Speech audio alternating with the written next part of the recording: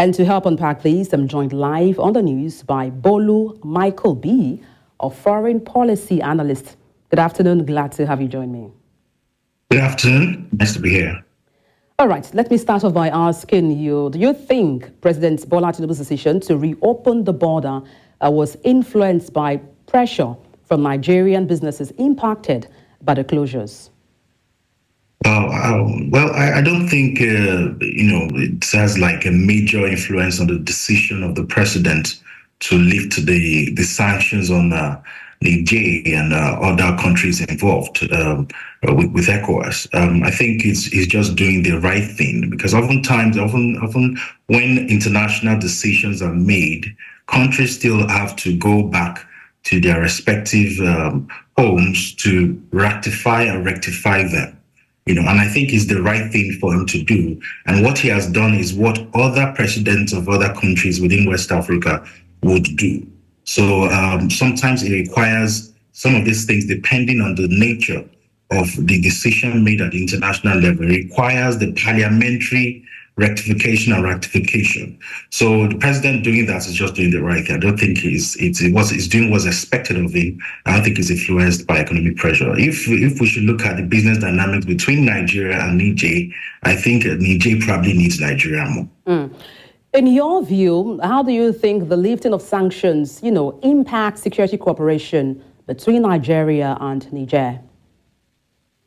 The concept of territorial integrity. Just imagine that there's a major police chase of a terrorist between Nigeria and Niger, and the terrorists, let's assume they are Nigerian citizens. And if there's a police chase, and the moment they cross the border into Niger, the Nigerian police force or the army have to stop. They cannot cross the border, but the people who are citizens will be able to cross. That being said, now that the lifting of the sanctions has taken place, there can be joint military operations to secure the borders.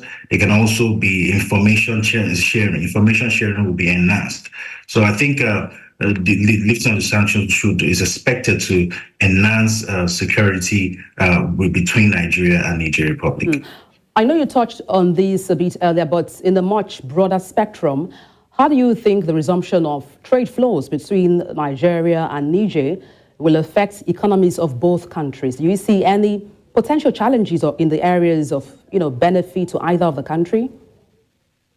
Okay, I'll start with the challenges. I think that there might be a situation whereby there's a smuggling, if it's not already happening because of the closure, but it can now be emboldened, by the lifting of the sanction, and of course, black market trading, black market activities might increase. But on the flip side, there are potential, positives in terms that the people who live between Niger and Nigeria usually are subsistence, so they can have.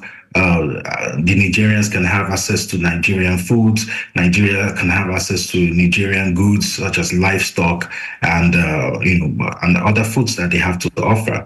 Nigeria, and Niger, can expect that there will be an increase in job creation and general economic activities.